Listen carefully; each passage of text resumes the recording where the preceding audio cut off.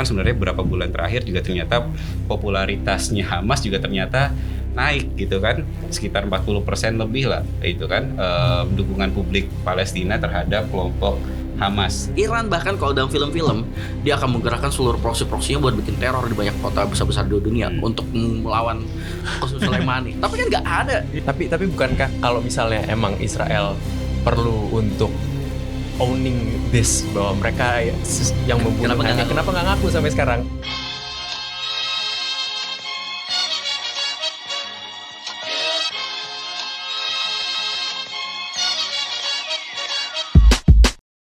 Kembali lagi di podcast Bebas Aktif season ketiga episode ke-43. Ada gue sama Ikhlas di sini, dan kali ini kita kedatangan dua pengamat Timur Tengah yang setengah in-house ya kayaknya.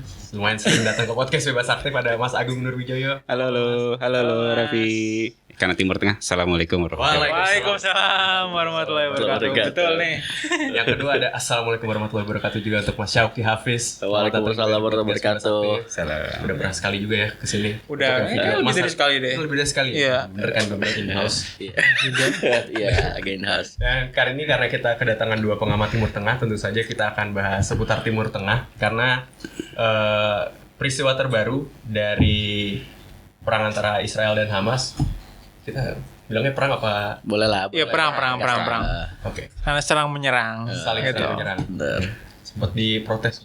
Ya. Ada yang protes. Ya, tapi in principle invasi Ya. Israel atas Gaza gitu kan, pendudukan. Tapi kalau Ya, serang menyerang ya perang. ya teknisnya kan perang. Iya. Oke, biar mudah ya. Perang karena tanggal 31 Juli, baru beberapa hari yang lalu, salah satu pimpinan Hamas, namanya adalah Ismail Haniyeh, itu tewas ada yang bilang di rudal, ada yang bilang di bom, ada yang bilang dari jarak dekat. Kita masih developing, masih belum ada kepastian tentang bagaimana matinya, tapi beneran mati, beneran tewas. Dan belum ada yang bertanggung jawab atas ini, tapi banyak yang bilang kalau ini adalah ya most likely ada ulahnya Israel gitu. Walaupun Israel sampai sekarang belum mengakui bahwa mereka yang melakukan itu.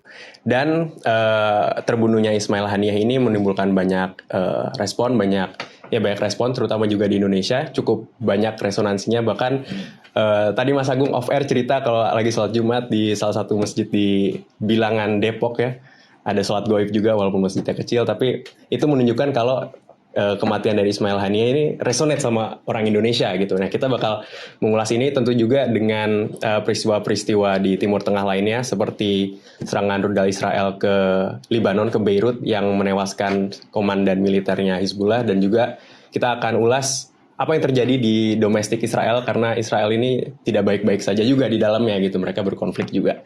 Dan sebelum kita masuk ke topik, teman-teman boleh subscribe kita di Kontekstual di YouTube, follow juga podcast Bebas Aktif di Spotify, dan sosial media kita di @kontekstualcom. Dan jangan lupa support terus channel ini via traktir, ada di sini nih, Lewat link yang di bawah. atau di deskripsi.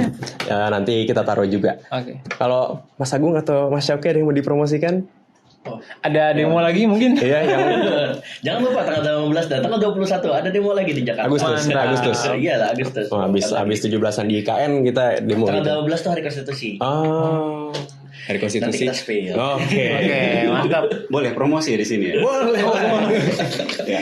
Kalau saya sekarang ada ini teman-teman ya. Sekarang saya sama teman-teman Kemlu khususnya ya. Oke. Jadi kita lagi ada riset sebenarnya. Jadi persepsi publik dan elit Indonesia terkait dengan solusi dua negara dan konflik Palestina Israel. Nanti mungkin bisa nitip ke teman-teman kontekstual buat kita menyebarkan surveinya. Oh, boleh. Jadi ini penting nih buat kebijakan nasional Indonesia nih, arahnya ke depan seperti apa. Dan ini benar-benar ya, animo publik benar-benar lagi pengen kita lihat sebenarnya seperti itu. Jadi mohon partisipasinya. Oke, siap. Nanti sekaligus naik podcast habis Iya, kita. boleh. Kita berkontribusi juga. Oke, kita mulai aja kelas dari terbunuhnya Ismail Haniyeh. Pertama, pertanyaannya adalah apa yang terjadi gitu ya, karena masih banyak simpang siur berita juga, dan seberapa signifikan kematian Haniyeh ini, karena responnya menurut gue cukup besar ya dari dunia dan dari Indonesia. Ya, jadi kalau Ismail Haniyeh sendiri kan sebenarnya bukan pimpinan Hamas pertama yang dibunuh ya, udah cukup banyak, tapi one of the most high profile gitu setelah 10 bulan perang ini terjadi, itu Ismail Haniyeh gitu kan yang terbunuh. Dan kalau dari secara posisi sih dia sebenarnya kalau terhadap usaha perang yang terjadi ya dari upaya militer Hamas, maksudnya itu bukan yang bertanggung jawab langsung, karena dia itu pemimpin biro politik Hamas. Jadi kayak yang paling banyak berkaitan sama politik, diplomasi dan hubungan lainnya gitu dengan aktor-aktor politik lainnya, bukan terhadap operasi militer Hamas yang ground dan juga yang menginstruksikan untuk mengirimkan rudal segala macam gitu, bukan itu.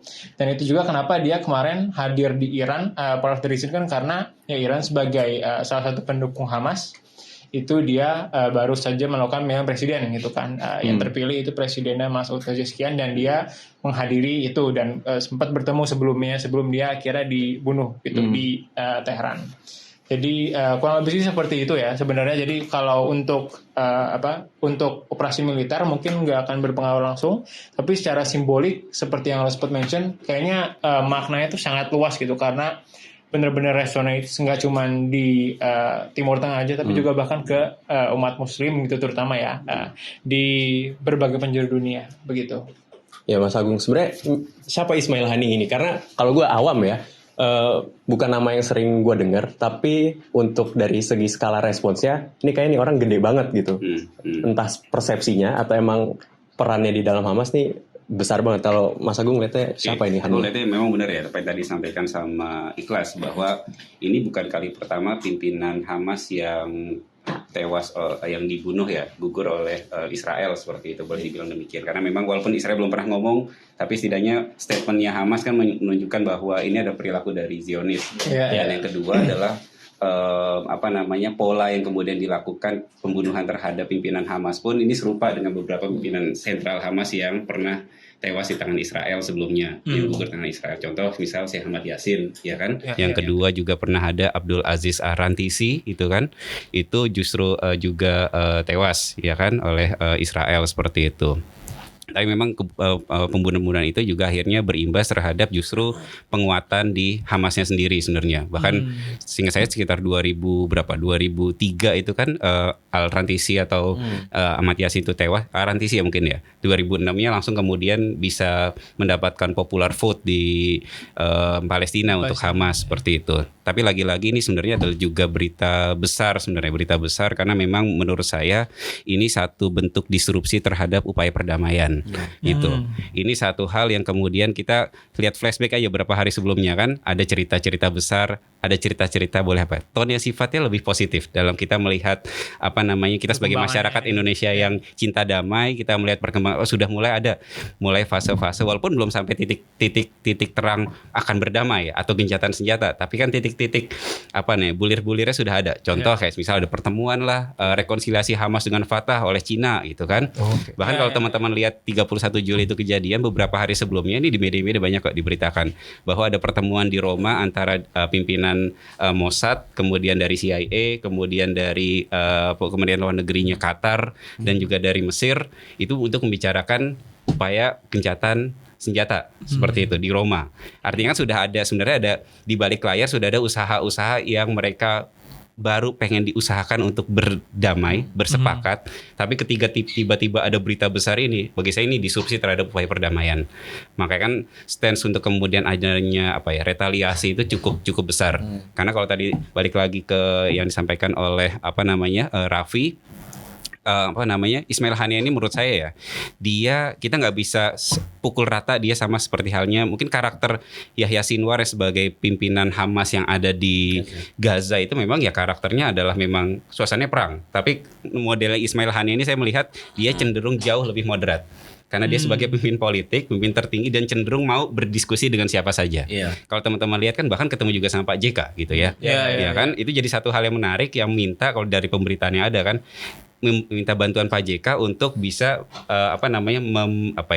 menjadi jembatan gitu ya. Artinya kan dia sudah ada intensi untuk mencapai sisi perdamaian lah itu. Walaupun nanti perdamaian dalam bentuk yang sifatnya negatif atau positif itu urusan nanti gitu ya.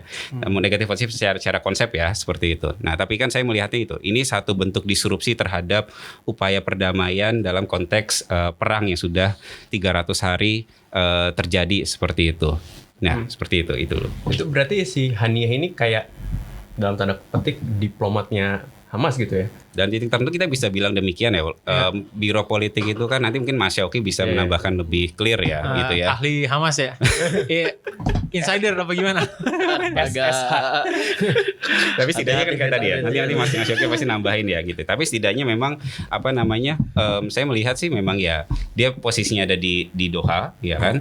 Dan juga beliau punya peran penting dalam walaupun mungkin bukan mediator yang benar-benar turun ke lapangan ya. Tapi setidaknya sosok moderatnya ini saya pikir ini menjadi ruang yang begitu besar dan sangat mengganggu dalam proses upaya gencatan senjata seperti itu. Gimana pun juga kan dia adalah tokoh sentral gitu. Ini berbeda pasti bobotnya dengan yang kemudian Israel klaim berkali-kali meninggalnya Muhammad Dev, pimpinan Brigadir Al-Qassam gitu ya. Israel berkali-kali siap bulan pasti ada berita Muhammad Dev tewas gitu ya. Nah, tapi dia akan punya tone yang berbeda dengan tewasnya atau gugurnya seorang pemimpin sentral dari Hamas itu sendiri seperti itu. Ya, Mas Syauqi, emang Haniyeh ini tadi dijelasin Mas Agung kalau ini pemimpin biro politik. Kita coba mendalami strukturnya Hamas dulu mungkin ya, dan bagaimana power di Gaza itu, bagaimana Gaza itu digovern oleh Hamas gitu. Posisi Haniyeh itu seperti apa? Apakah banyak yang bilang kalau dia semacam perdana menteri atau pemimpin de facto-nya Gaza gitu. Posisinya gimana dan kenapa ketika dia terbunuh ini bakal tip the balance dalam bukan tip the balance, mungkin mengubah dinamika negosiasi perdamaian. Iya, pertama Hamas tuh bahkan ketuanya mungkin nggak ada yang tahu. Oh, kita nggak tahu ya, Pak. Bahkan mungkin nggak ada yang tahu. Karena gini, tadi Mas Agung sempat mention tentang Ahmad Yassin dan Abdul Aziz Rantisi dibunuh karena posisi mereka berdua sebagai ketua Hamas. Ahmad Yassin ketua nih, kemudian dibunuh. Dan dibunuhnya pun sebenarnya nggak, kalau misalnya jadi orang yang hidup di tahun 2004 mungkin nggak tahu fungsinya tuh dibunuhnya apa gitu. Mungkin intifada kedua, tapi juga nggak jelas juga. Maksudnya intifada kedua kan waktu itu memang panas, mungkin untuk meredam itu gitu. Tapi banyak yang mempertanyakan itu strategi yang sangat nggak bagus lah. Nah ini ketua kemudian dibunuh. Langsung ditunjuk penggantinya Abdul Aziz Rantisi. Langsung. Jadi dalam beberapa hari langsung ditunjuk, langsung diangkat, kemudian langsung dibunuh lagi. Setelah itu sepertinya Hamas itu tidak mendisclose posisi tertingginya, apakah jabatannya bahkan nomenklatur jabatan aja nggak ada, gitu. Tapi mereka mendisclose bahwa mereka punya dua sayap, ada sayap politik, ada sayap militer, dan sayap militernya tertingginya Muhammad Dev, yang bahkan mukanya nggak didisclose, walaupun Israel ngasih bocor halus gitu, buat mukanya Dev gitu kan. Nah, dan termasuk yang kemarin dibunuh itu ya nggak ada waktu ini ya, belum ada bukti apa-apa ya. Kalau biro politik jelas ketuanya dari dulu berubah-ubah dan bahkan ada periodenya. Periodenya tuh kalau nggak salah 10 tahun. 10 tahun. Habis itu Khalid Mish'al kan yang sebelumnya tuh ya, habis itu ganti sekarang nih, bahkan periodenya mau berakhir tuh. Ismail Haniyeh sebagai biro politik. Artinya kebayang ya, maksudnya buat apa ya? Maksudnya orang mau ganti juga kepala biro politiknya gitu kan. Ini malah mempercepat pensiun dini atau gimana gitu tujuannya ngebunuh ini gitu ya. Ya jadi gini, itu secara struktur ya. Kepala biro politik. Dan tentunya Gaza juga Hamas itu kan juga ngebagi organisasinya jadi berbasis wilayah ya. Ada yang di Gaza, tepi barat, sama luar Palestina bahasa mereka gitu. Jadi untuk operatif mereka atau simpatisan kader mereka itu ada semacam PJ-nya lah gitu. Nah, PJ-nya itu kan beda-beda tuh. Kalau luar Palestina kan Khalid Mish'al. Kalau yang tepi barat itu terakhir Saleh Al-Aruri itu, cuma ya maksudnya kalau posisi yang tertingginya lagi di tepi barat sebenarnya masih ada juga beberapa pimpinan tingginya lah gitu Hamas di sana. Kalau di Gaza ya Yahya Sinwar ya jelas ya buat pimpinan tertinggi. Jadi itu kan strukturnya seperti itu. Nah, ketika Ismail Haniyeh dibunuh gitu ya, yang dimana dia itu dibunuh kan posisinya apa ya? Udah nggak ada lagi yang bisa dipakai buat neken dia buat mundur dari posisi negosiasi. Jadi gini, ingat ketika keluarga dia dibunuh. Iya. Kita ada nggak notice perubahan dari poin proposal Hamas gitu? Setelah dibunuh, maka Hamas mengubah proposalnya menjadi lebih keras, misalnya. Atau proposalnya menjadi apa? Enggak. Jadi orang ini nggak bisa diubah posisi negosiasinya, nggak bisa. Jadi hanya bisa diubah dengan menghilangkan nyawa dia. Gitu. Kalau menurut yang ini ya, kalau ngelihat strukturnya ya. Jadi kayaknya nih yang ngebunuh ini setuju banget sama Mas Agung bahwa ini konteksnya nih untuk menggagalkan prospek perdamaian. Hampir gak mungkin keluar dari konteks itu. Karena apa? Karena pertama dia ketua berpolitik kan. Jadi last say dari Hamas buat masalah negosiasi ya gak ada yang lain gitu harusnya gitu. Ismail Haniyah yang paling ujung, yang punya keputusan terakhir. Tapi kan ini ya, setelah sekarang beliau dibunuh ya berarti mungkin Hamas lagi nyari juga nih kira-kira yang bakal dimajuin punya last say buat masalah perundingan siapa. Itu aja butuh waktu kan. Ya minimal dari situ aja udah tertunda lah gitu kan, banyak proses gitu. Artinya secara struktur ini biro politik ini nih sampai sekarang krusial banget nih dalam masalah perundingan. Siapapun yang bahasanya yang ngerasa biro politik ini harus dihentikan, harus dibasmi dan seterusnya, ya berarti ya emang nggak tertarik buat damaian sih emang gitu. Nah ini kan ada yang menarget ini nih, ini jelas posisinya buat mengganggu itu dan untuk menggagalkan gitu proses perdamaian. Nah itu kalau bicara struktur, tapi sekali lagi ya, kalau struktur yang nggak didiskus ketuanya, kita pun bahkan mungkin nggak tahu sampai sekarang. Mungkin ada ketua tertinggi gitu kan, namanya siapa tuh nggak tahu kita. Kalau dulu Perdana Menteri ya secara ini ya jabatan publiknya Ismail Haniyah gitu ya waktu lagi habis pemilu. Kalau sekarang sih jabatan, kalau Hamas sendiri ya setelah rekonsiliasi tahun berapa ya, 2013 atau 2015 gitu, bener-bener ngelepas kekuasaannya di Gaza. Jadi dia terpusat, jadi dia mengakui pemerintahannya itu satu gitu. 2015 kalau nggak salah. Kayaknya nggak ada posisi publik lagi sih Hamas tuh, kecuali ya Kementerian Cabang Gaza gitu ya, kayak Pemda Gaza lah gitu ya. Gubernur Gaza ada atau nggak ya, saya agak lupa gitu. Tapi yang gitu-gitu tuh Hamas tuh nggak terlalu nggak langsung inline. Misalnya gubernurnya Gaza berarti ketua partainya Hamas atau apa gitu. Sampai sekarang nggak gitu model. Jadi nggak formal governance gitu ya, bukan pemerintahannya. Pemerintahannya satu aja gitu sebenarnya, yang pemerintah Palestine Authority gitu. Iya. Nah, sebenarnya yang juga gue menarik tapi belum tahu ini kan katanya tadi ini ada implikasinya ke proses perdamaian gitu kan, dan itu kan ngaruhnya tentu ke orang-orang tadi katanya posisi Hamas baru bisa diubah kalau Ismail Haniyeh udah tewas gitu kan. Nah, ya ada mungkin. Nah, tapi juga tadi dan penempatan Haniyeh juga sebagai tokoh yang lebih moderat di dalam Hamas gitu, apakah nanti akan ada internally ada power struggle juga di Hamas nanti, yang misalnya yang naik Khalid Mishal atau siapa yang lain yang kira-kira posisinya lebih keras, dan bagaimana pengaruhnya terhadap proposal perdamaian. Itu gimana? Mas Agung pernah dengar cerita bocor alusnya Hamas enggak? Enggak. Saya juga nggak tahu ya. Sejujurnya kalau bicara isu masalah faksi-faksian internal tuh dari dulu ada.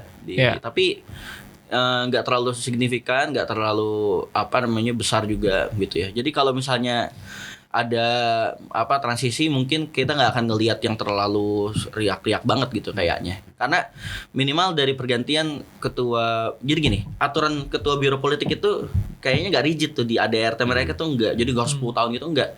Tapi ada ADRT-nya. Ada dong. ADRT-nya gini, ada itu yang tahun 2017 itu tuh bisa dibilang itu fondasi ADRT-nya gitu. Nah kalau ADRT yang khususnya mereka itu tuh ya kita juga nggak pernah baca juga ya, maksudnya konon katanya ada. Lagi-lagi kayak gitu-gitu nggak didiskus tuh. Nah jadi kalau yang periode itu tuh katanya ada 10 tuh. Nah ketika pergantian dari Mishal ke Haniyah, itu tuh banyak yang mikir bakal ada friksi-friksi, tapi ternyata nggak terlalu juga.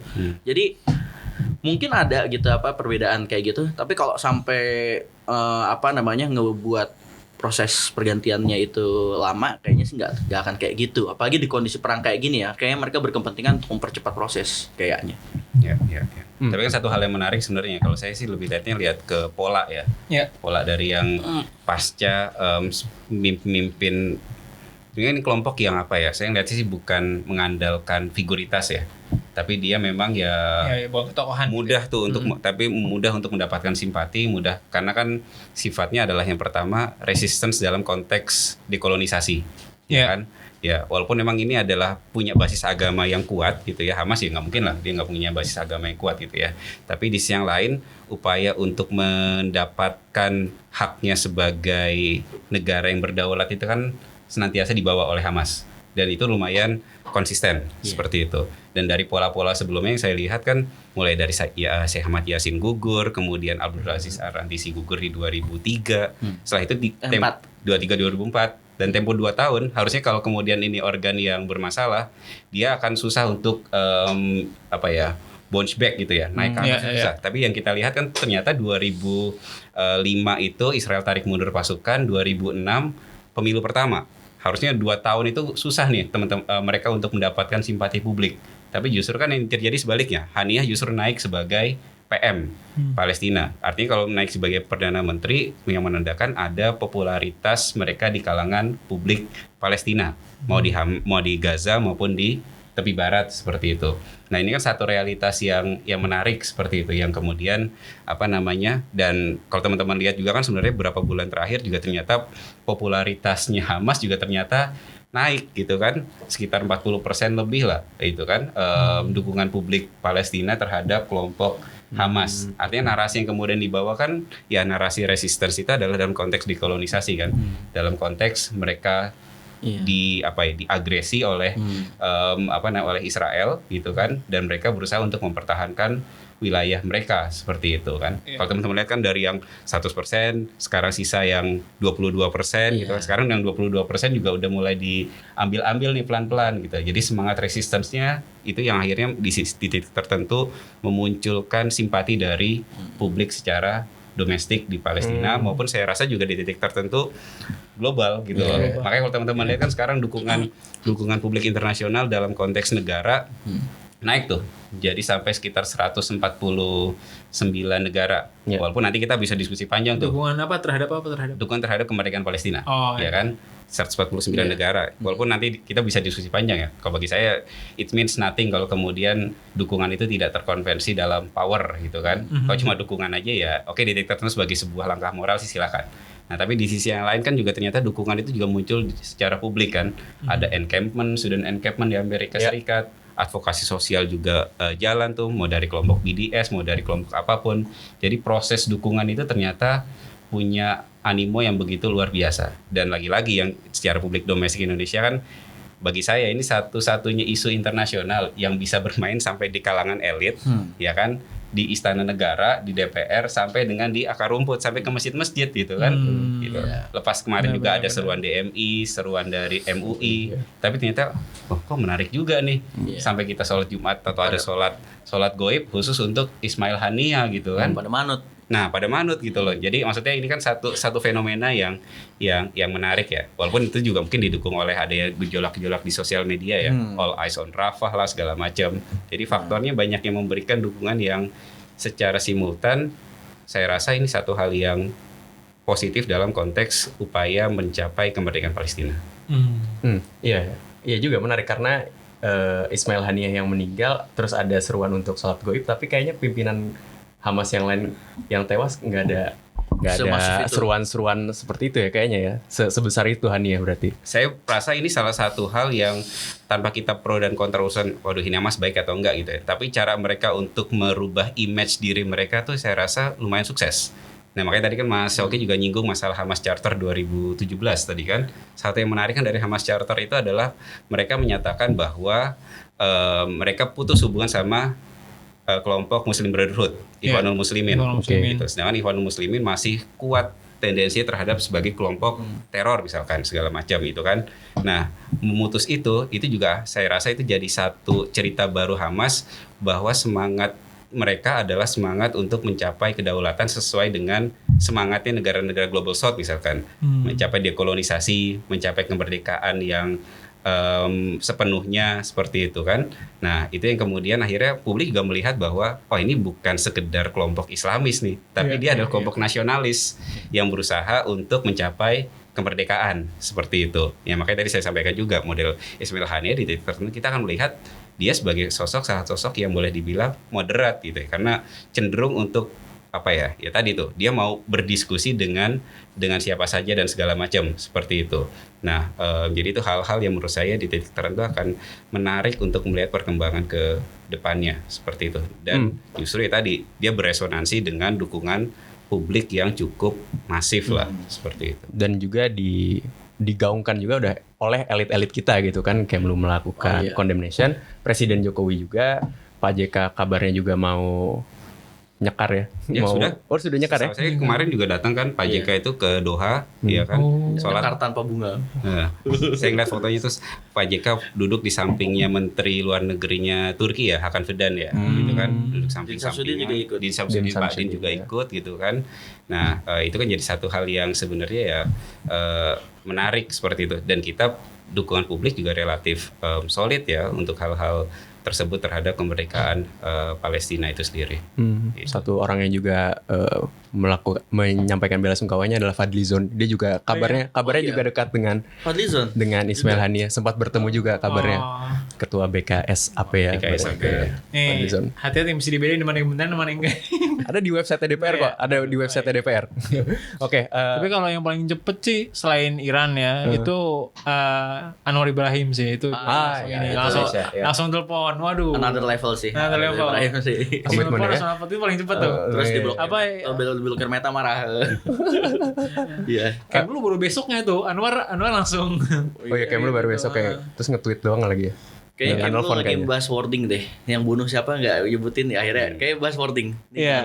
Dia berhati-hati Kemlu. Iya kayaknya. Kayak kita bisa cuplik ini ya, tweetnya Kemlu biar kelihatan. Nah, Mas Syauqi mau circle back lagi ke soal negosiasi perdamaian tadi. Kalau semisal let's say Israel membunuh Ismail Haniyeh untuk mengubah dinamika negosiasi perdamaian gitu ya. Berarti yang dimaui, kita mau mencoba mencari apa yang dimaui oleh Israel dengan membunuh Ismail Haniyeh ini. Kalau menurut Mas Syauqi gimana? Apa outcome yang diharapkan oleh Israel? Ini timing kan deh. Ini kalau bicara timing kan tadi Mas Agung sempat mention beberapa kejadian sebelumnya terkait kerangka proses perdamaian. Nah, tapi kan proses perdamaian kan nggak mungkin lepas dari konteks politik domestiknya Israel. Jadi gini, yang ini ya, yang agak bikin bikin yakin kalau ini terkait politik domestik mereka juga ya. Ini kaitannya dengan kejadian. Ini mungkin akan nyambung sama pembahasan berikutnya tentang kasus pelecehan tawanan Palestina yang dari Gaza. Jadi bukan tawanan yang di penjara biasa, tapi yang diciduk rame-rame terus ada penahanan khusus, ya kan? Terus dilecehkan. Jadi dilecehkannya itu, maaf agak grafik ya. Jadi dia itu bukan hanya pemerkosaan gitu, tapi dengan masukin barang-barang gitu.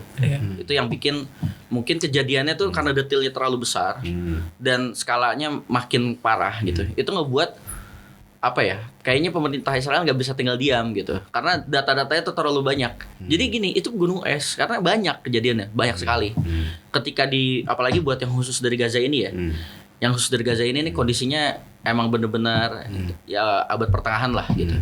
Nah, tapi kasus itu terlalu besar, nggak bisa nggak membahas itu, nggak bisa, karena kan kita tahu juga Israel itu kan di peradilannya lumayan terpisah gitu kan, sehingga ketika misalnya kayak gitu-gitu udah nyampe proses peradilan gitu ya, itu kan apalagi data-data udah tinggi gitu kan, pokoknya udah aparat hukum mulai terlibat gitu ya. Dan ini terkait misconduct-nya antara IDF pun tetap aja kalau masuk ke ini proses peradilan gitu ya, ke aparat hukum itu ya akan nggak ya ada fairnya juga gitu, maksudnya ya nggak akan lepas begitu aja, nggak akan lepas begitu aja. Artinya kalau datanya udah terlalu overwhelmed begitu, nggak mungkin mereka diamin begitu aja IDF tuh, nggak mungkin. Dan lebih apalagi kalau misalnya nyampe kabarnya ke sana ke Amerika gitu kan, mereka tuh kayaknya ya keseriusan nih, Israel akhirnya serius menyikapi kasus yang gunung es ini.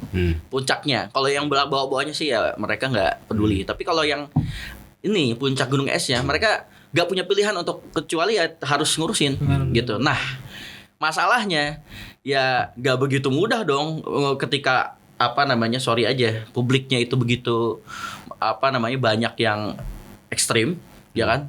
Akhirnya kejadian demo. Nah begini, kejadian itu kan sekitar akhir Juli ya. Ya, 20-an, tanggal 20-an. Ismail Haniah di tanggal sekitar 25 Julian, dia minta tanggal 3 Agustus itu demo dengan tema solidaritas untuk Gaza dan tawanan Gaza. Tawanan Wih, secara umum. tahu banget infonya ini. Karena pakai bahasa Arab. Oh, Ya, iya. orang Indonesia jarang suka nerjemahin bahasa Arab, males.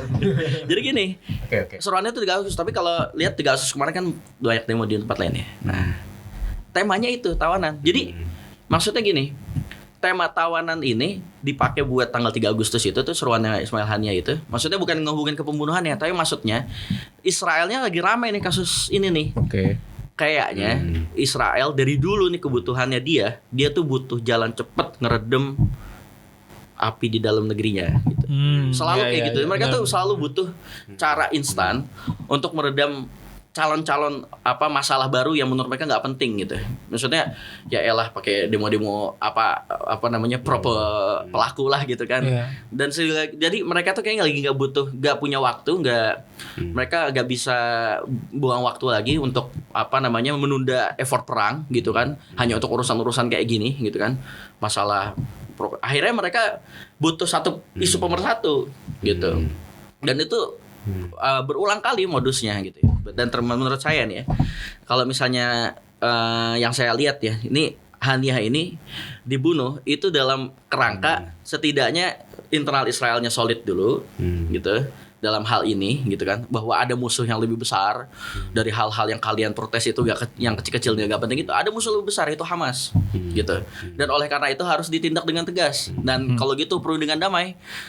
Tujuannya jangan lupa tawanan dan tahanan sandera-sandera Israel itu hanyalah satu tangga untuk tujuan yang lebih besar, yaitu apa?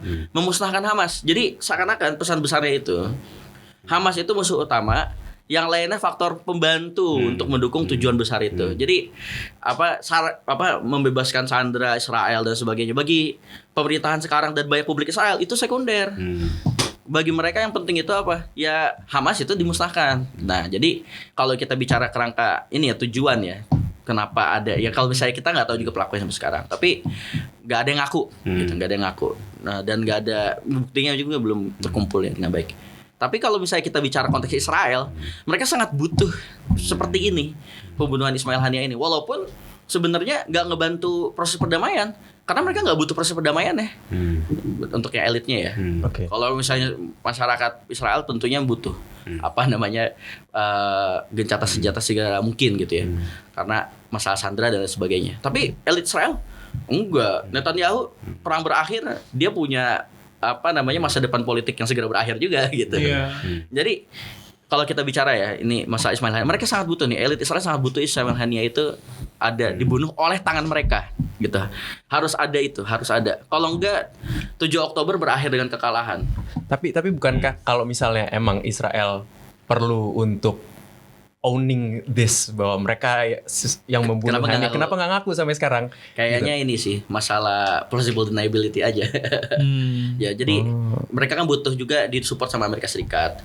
Kalau Amerika Serikat enak, dia bunuh Qasem Soleimani langsung ngaku-ngaku gitu kan, saya yang bunuh gitu kan, apalagi buat politik mereka gitu kan. Nah tapi mereka juga Israel masalahnya masih punya atasan, apalagi belum ditahan senjata beratnya aja langsung mepet depan Kongres gitu kan. Artinya mereka butuh atasan ini nih supaya jangan terlalu marah gitu. Karena operasi ngebunuh Ismail Haniah di Teheran itu juga Israel gak ngaku aja. Biden bilang ini tindakan yang kalau bahas saya lupa wordingnya, tapi tindakan yang tidak membantu apa-apa untuk proses perdamaian. Ini baru Israel nggak ngaku loh gitu kan. Nah kalau misalnya selanjutnya Israel ngaku, ya kemungkinan banyak senjata lagi kali yang ditahan sama Amerika, kita nggak tahu ya. Amerika udah terlalu muak ya, Biden dan kawan-kawan ini udah terlalu muak sama Israel yang menggagalkan proses menang mereka di prospek menang mereka nih makin berkurang kan, gara-gara ngurusin Israel anak emas ini gitu kan. Nah jadi Israel mungkin nggak bisa langsung menyatakan bertanggung jawab. Beda sama soal Al-Aruri mereka bisa, karena Al-Aruri pejabatnya lebih dekat ke urusan militer, nggak ada urusan sama, ada kaitannya sama biro politik tapi jauh lebih mendekati urusan militernya lah gitu ya, walaupun dia ada di biro politik juga. Ismail Haniah enggak. Ismail Haniah itu ya murni biro politik gitu. dibandingkan dengan kolega-kolega dia yang mungkin juga sekalian ngurusin beberapa urusan sayap militer gitu. Jadi begitu. Kalau misalnya Israel sampai sekarang nih kayaknya ya, kenapa dia menghindari untuk mengakui langsung gitu. Ini lebih ke masalah hubungan sama Amerika Serikat dan mungkin juga Iran sih. Ya, makanya Iran juga kita lihat nih abis ini ngapain. Kayaknya sih mungkin nggak bisa terlalu kencang juga gitu. Kayaknya. Ya, karena kan Iran katanya kata Khomeini kan ini adalah it is our duty to take revenge gitu. Iya. Tapi kalau di Wikipedia tuh ada katanya ada page namanya Iran's Final Warning, yaitu final warning yang nggak berarti apa-apa, gitu. Karena selalu kayak gitu. Karena konsekuensinya biasanya nggak terlalu nggak termaterialisasi gitu secara jelas. Nah, jadi nggak ditarik apa-apa. Nah, cuman sebenarnya tadi udah dibahas duluan ya. Ada demo juga yang menarik di Israel itu terkait demo kalau di populer sih dibilang demo right to rape gitu kan, karena kan konteksnya itu pelecehan dan pemerkosaan terhadap tahanan-tahanan Palestina. Nah, dari yang diambil dari Gaza itu dan kemudian ada 9 ya kalau saya 9 yang di awal yang ditahan dari IDF itu, tentara IDF karena dituduh melakukan pelecehan dan pemerkosaan tersebut. Nah, itu kan kemudian direspon justru sama orang-orang dari far right-nya Israel yang memang empower karena kan ya mereka juga bagian pemerintah sekarang untuk membebaskan mereka gitu, karena ya mereka dipikir mereka nggak seharusnya dipenjara gara-gara menyiksa tahanan Palestina dong, kayak ya emang in their mind ya they are less than human gitu. Jadi kayak ya udah emang dan harusnya nggak kayak gitu harusnya ya emang impunitas aja gitu dari tentara yang di IDF itu. Nah, ini kan sebenarnya jadi satu yang besar gitu ya, karena dari internally di Israel sendiri dan IDF itu sampai benar-benar mendistract dari usaha perang yang sedang berlangsung ke Lebanon dan juga di Gaza gitu, sehingga energinya tuh justru ketarik ke situ gitu loh, fokus dari pemerintahan dan tentaranya gitu. Ibaratnya lagi ada operasi di luar negeri tapi di dalam negeri sini juga malah ribut. Tadi itu kan.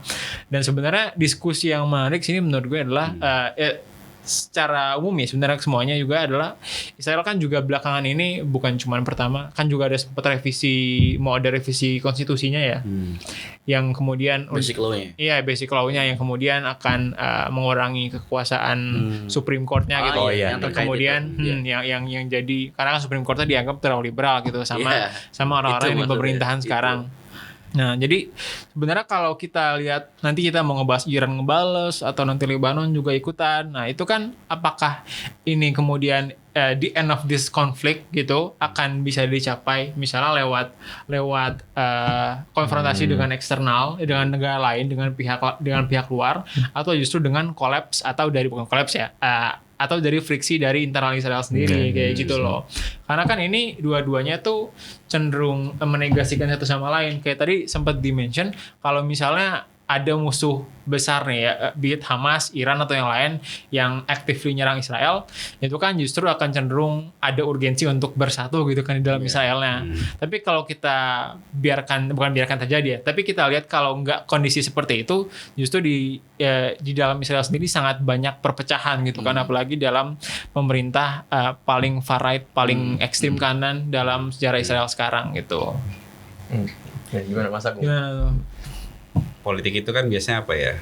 Secara umum kan struggle for power ya. Ya, mau dalam konteks domestik maupun dalam konteks kawasan maupun dalam konteks global. Ya kan?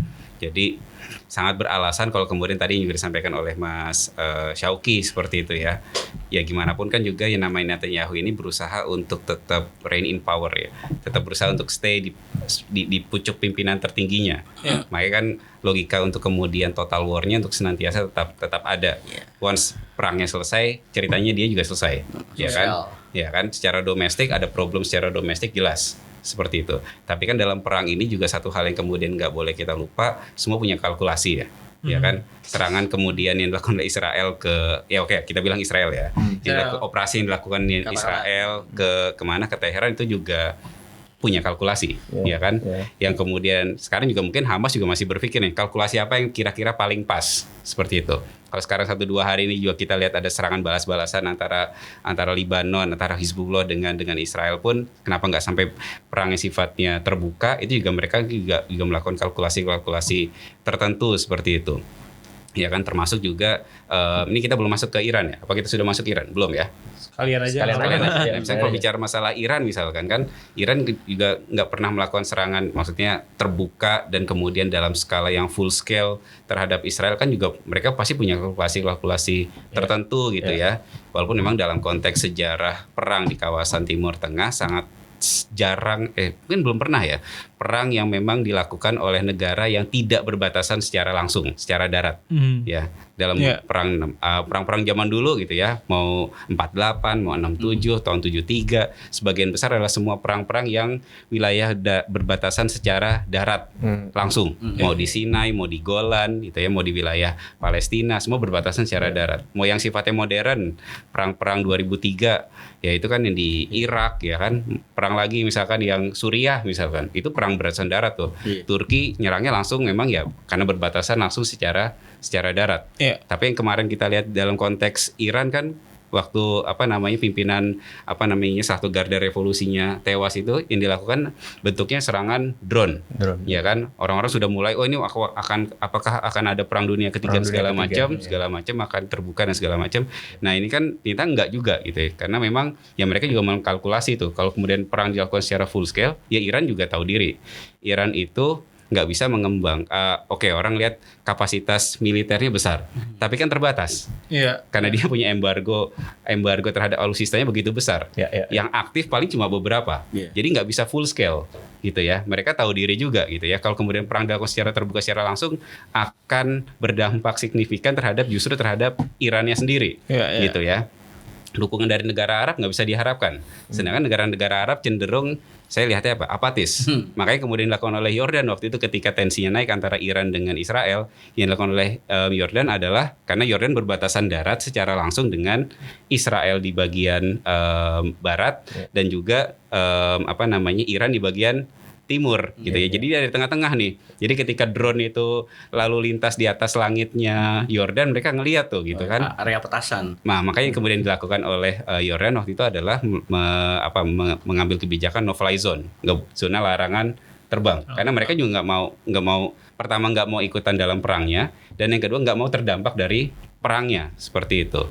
Karena sejarah perang ya berdampak yang begitu signifikan lah gitu. Jadi memang semua ini ya makanya kemudian dilakukan oleh Iran pun sekarang kalau kemudian masih menggunakan kekuatan proksinya jauh kalau kemudian sampai kepada perang yang sifatnya benar-benar terbuka ya. Karena kan cenderungannya sekarang adalah penggunaan kekuatan proksinya Iran gitu ya, mau Hizbullah, dan itu sebenarnya secara di sisi yang lain itu dihadapin oleh Israel. Seperti itu. Israel pasti sudah, menurut saya sudah mengkalkulasi juga. Pasca ini pasti ada usaha retaliasi yang begitu besar, ya kan? Tapi juga akan berdampak terhadap dukungan Amerika Serikat lebih masif lagi terhadap Israel. Di tengah Amerika Serikat yang sekarang boleh kita bilang masa transisi ya, ya kan? Ini Biden lagi bingung nih, gitu ya. Saya nggak bilang bingung juga, tapi Biden ini kan dalam masa Biden selesai, mau ganti sekarang berikutnya adalah Kamala Harris. Elektoral juga ya. Kalkulasi elektoral kemudian diperhitungkan, domestiknya demikian gitu kan. Tapi juga walaupun dalam 2 hari terakhir kan kapal militernya Amerika Serikat mulai mendekat ke wilayah Timur Tengah gitu kan. Artinya kan sebagai aliansi abadinya harus tetap hadir gitu kan, membuat yang namanya ya itu juga di titik tertentu keuntungan buat Israel juga. Tapi negatifnya buat Israel ada nggak? Ya ada.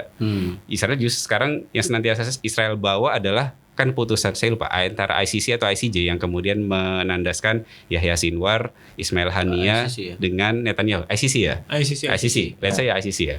Yang senantiasa diutarakan oleh Netanyahu selama ini apa? Qatar tangkap dong itu yang namanya Ismail Haniyeh gitu ya. Ismail Haniyeh tangkap dong. Kamu melindungi seorang boleh kita bilang buronan gitu ya. Tapi sekarang Ismail Haniyeh sudah gugur, ya kan? Terus berarti kan kamu nembak Yahya Sinwar, ya dia ada di zona perang. Nah sekarang berarti kan publik internasional hanya tertuju kepada satu nama nih, Netanyahu gitu kan. Makanya dia pun tidak merasa aman untuk kemudian pergi keluar. Hanya ya tempat-tempat tertentu gitu loh yang kemudian dia berani asalkan dia mendapatkan jaminan keamanan yang pasti salah gitu satunya kan. parlemen Amerika ya. Nah, makanya tadi balik lagi ke konteks awal ya, struggle for power selain yang tadi yang Mas Syauqi sampaikan ya, dia juga berusaha untuk stay in power dalam konteks domestik. Jadi it's all about ya bagaimana melakukan kalkulasi dalam Membalas. tapi juga dalam memastikan mereka tetap ada stay in powernya itu. Struggle for powernya akan senantiasa tetap muncul dan terlihat sih, seperti itu. Menarik juga bahas Iran ya, Mas Syauqi, karena keterbunnya Haniyeh ini kan di Tehran. Terus proksinya Iran di Libanon, di Beirut, Hizbullah itu juga di rudal ya. Pokoknya tewas oleh Israel. Dan juga yang bulan apa ya, yang waktu kita ngobrol sama Mas Itok, yang terbunuh tadi oleh drone, petinggi militer Iran di Damaskus juga. Tapi belum ada tadi balasan yang meaningful dari Iran. Kalau tadi kelas bilang Khomeini nih cuman nge-tweet doang. Itu juga bukan Khomeini kali, adminnya kan yang nge-tweet gitu. Jadi yang mau gue tanya adalah Mas Syauqi, batasannya Iran nih di mana untuk kayak udah diubun-ubun tapi belum juga ada balasan, kalkulasi mereka seperti apa untuk sampai ke titik di mana mereka melakukan serangan? Kalau Iran ya, apa proxy axis of resistance atau IRGC bahkan kayaknya ya dianggap sebagai bukan dayang-dayang juga ya. Sebagai apa ya? Sebagai instrumen penting untuk eksistensi Iran yang Islamic Republic gitu ya. Tapi tetap instrumen penting aja, maksudnya kalau si yang benar-benar bikin ubun-ubunnya kena itu ya mungkin ya mau nggak mau the only one rahbar ya the supreme leader gitu. Karena kalau misalnya yang lain-lain gitu ya, Qasem Soleimani kurang kaliber gede apa dia gitu kan, dibunuh ya kan, sama apa yang bisa mereka lakukan ya, maksudnya begini kita bisa bicara konflik di skenario di film-film gitu kan. Iran bahkan kalau dalam film-film dia akan menggerakkan seluruh proksi-proksinya buat bikin teror di banyak kota besar-besar di dunia untuk melawan Qasem Soleimani. Tapi kan nggak ada. Kita bicara kita bisa berimajinasi lebih pintar daripada Iran untuk bikin balasan. Gitu. Tapi enggak. Gitu. Itu Qasem Soleimani. Nah, Haniyeh itu proksi. Gitu. Maksudnya bahkan ya yang berkepentingan khusus ya yang langsung ya Palestina. Iran bahkan bukan Iran. Kepentingan Iran dengan Haniyeh itu ya karena ya banyak hal lah itu ya banyak dibahas ya tentang kepentingannya. Jadi nggak langsung.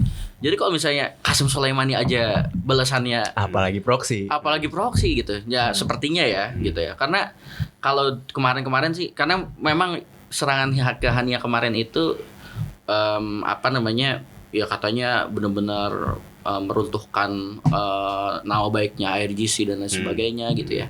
Ya emang ketika Qasem Soleimani dibunuh enggak gitu. Ya walaupun di negara lain ya, tapi kan Irak kan waktu itu masih jadi semacam tempat mainnya IRGC gitu kan. Harusnya mereka masalah kayak gitu-gitu udah selesai, tapi ternyata enggak.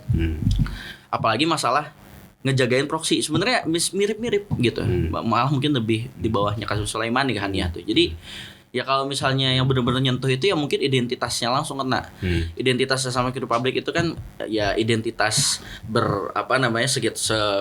berkutat di sosok rahbar ya, di sosok supreme leader ya. Kalau misalnya di luar itu ya nggak menyentuh langsung Islamic Republic gitu ya. Ya mungkin ya nggak terlalu bakal sampai ubun-ubun banget gitu.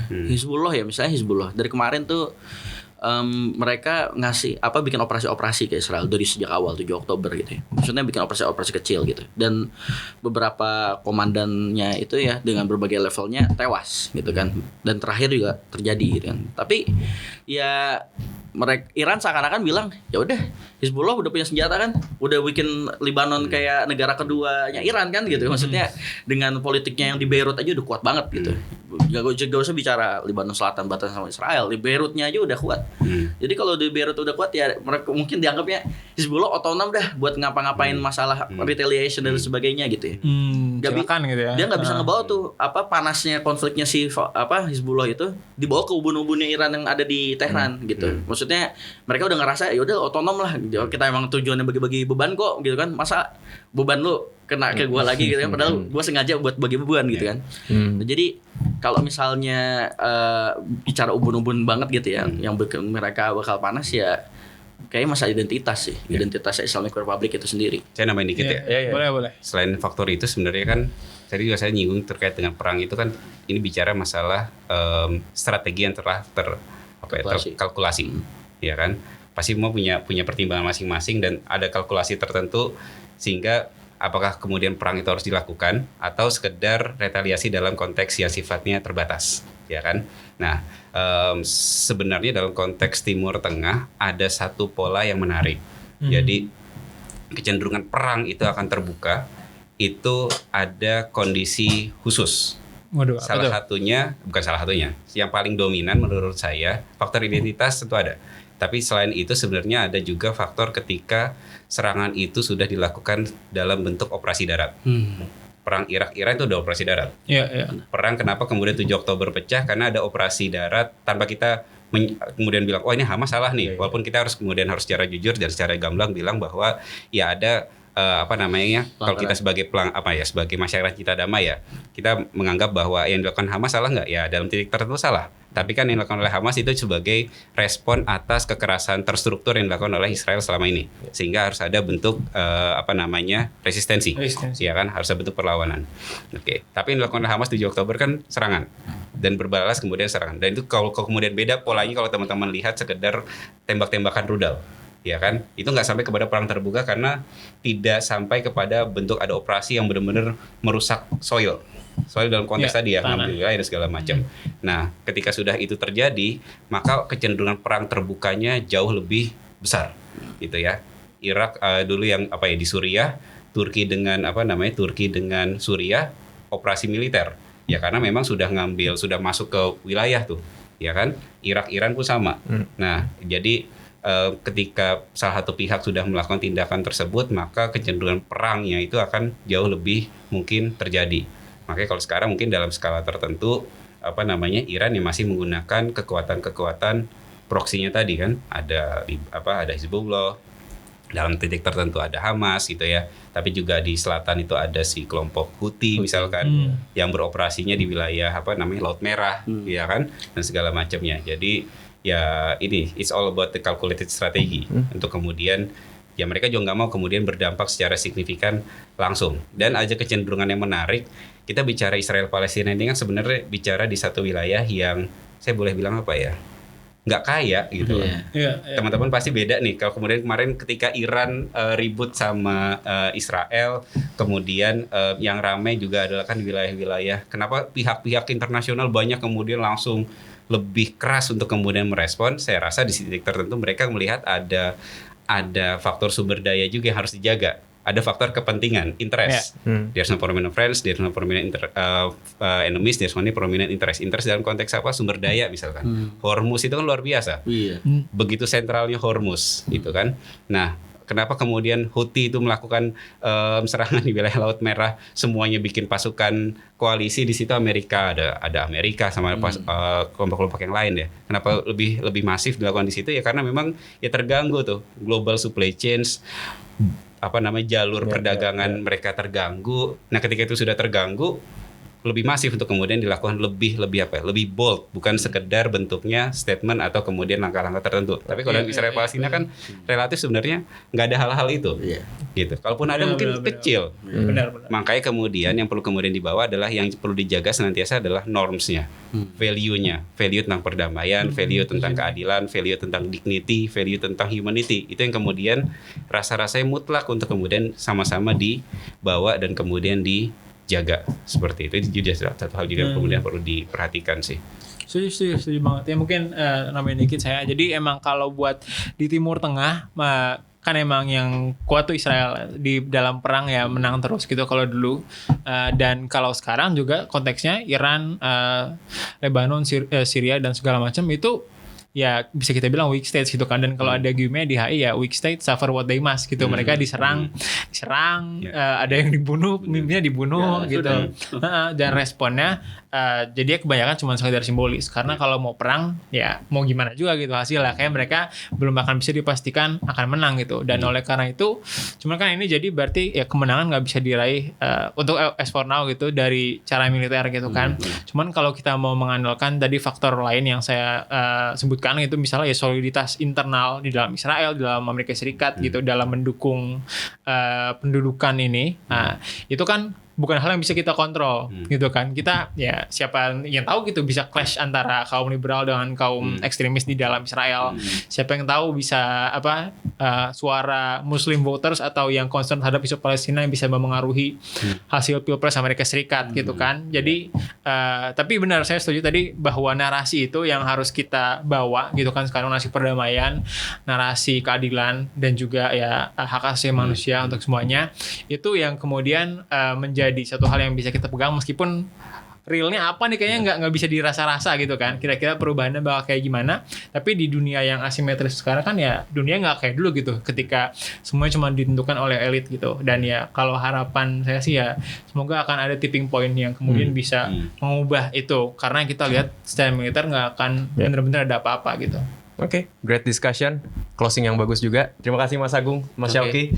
Kita mungkin akan sering mengundang mungkin ya sebagai in-house Middle Eastern experts kita. Teman-teman terima kasih sudah mendengarkan. Kita ketemu lagi di podcast Bebas Aktif episode selanjutnya. Ciao.